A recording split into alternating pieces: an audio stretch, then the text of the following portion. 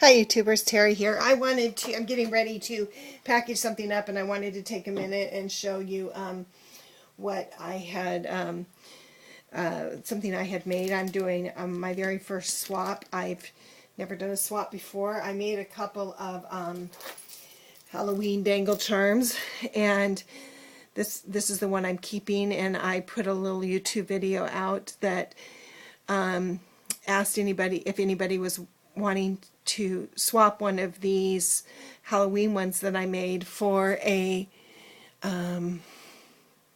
Christmas one. And I got a response from Nery at DCScrappinRooster. She was anxious and excited to swap, and this is the one that I'm keeping. It hangs from my car rear view mirror. And then inside here is Nery's. I'll show it to you in a minute. I wanted to ship it and wanted to find a nice secure way to ship it, and decided to, I had these cocoa tins that I had gotten from work. They were going to be thrown away last year, and I thought, well, I'm going to keep those, and sure enough, they've come in handy for a couple of things. I wanted to keep this flat to the tin so that I can just cover this with paper and mail it like this. And so I purposefully made things very flat.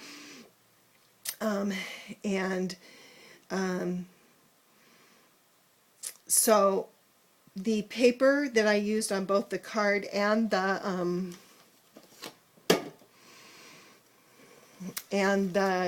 tin was from, I don't see a lot of people using SEI. It's a company that does mail order, and they have booths and classes at the scrapbook conventions, and I just love them. And this is a paper pack called Spooks, and several of the papers that I used were from their this collection. I just love their papers. A lot of them are glossy and embossed, and I used several of them. And then I have a little extra little 4.5 by 6.5 from SEI, also called Erie Alley, and one of the papers is from there. So I used that the paper to cover. I did add glitter to the silver stars on the paper all the way around. So I used Studio G glitter glue for that. It's silver. And then I did add let me show you the top of the tin. This is cut from the paper, and I just used Memento ink around it. And then I put this frosted lace stickles on the windows, just to kind of shine them up a little bit.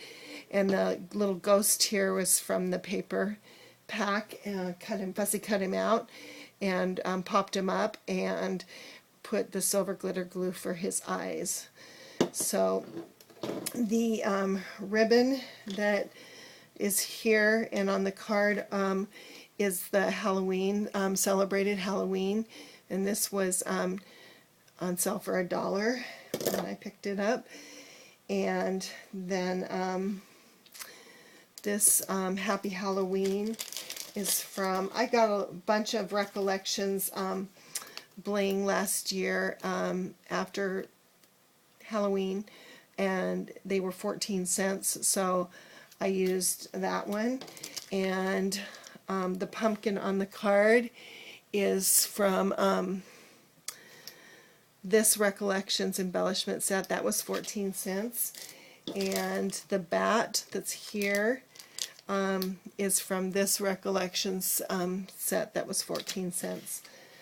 On the card I have I've stamped two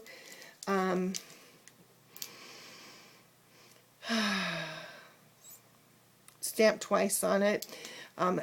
Halloween Wishes is on the front of the card, and that's Studio G. And then inside is Have a Spooky Halloween. And I stamped both of those with Memento tuxedo black ink. And let me just show you inside the tin. I didn't want the charm, the chunky charm rolling all around inside somewhere, and so I decided to just attach it to the lid. I put some wire and a hole and threaded it through to the top and secured it, and then just attached the chunky charm so it just kind of dangles in there, and I put curly ribbon in there to just kind of give it a good base. And I think I'm going to put the card inside there too. The card is, I just used a card base that I had and cut it down to 3x4 because I want it to fit in here, and use the same papers and ribbon there, and then in the inside I used stamped the other sentiment. That's the word, sentiment. And I made my own envelope using the paper from the paper pack, the Spooks paper pack, and my envelope punch board. I really like it. And I did a liner for this. France Martin, she does YouTube videos. I love her videos, and she's done 2 or 3 with the envelope punch board. And so if you go to her channel and put in envelope punch board, she's got a really cool tutorial on how to make these. So now I have the coordinating envelope. So I am going to wait to post this video until after Nery gets this. She knows she's getting the charm, but I want her to be surprised with the packaging and stuff. So, but thanks for watching and letting me share my little project with you. And then I wanted to do, wow, I've actually got some sun shining through the window. I did a Pick Your Plum order this last week, and this is stretchy elastic for making headbands and stuff, and there's 3 yards on each color. There is a big glare there, that's a little bit better. 3 yards of each color, and there's 5, so 15 yards in each, and I got 1 of each style that they had. And here's this is for headbands and ponytail holders and stuff, and there's those 5, and then these 5, and so for 45 yards I got for $16 I got 45 yards of the elastic for making headbands and stuff. So I need to get busy with that.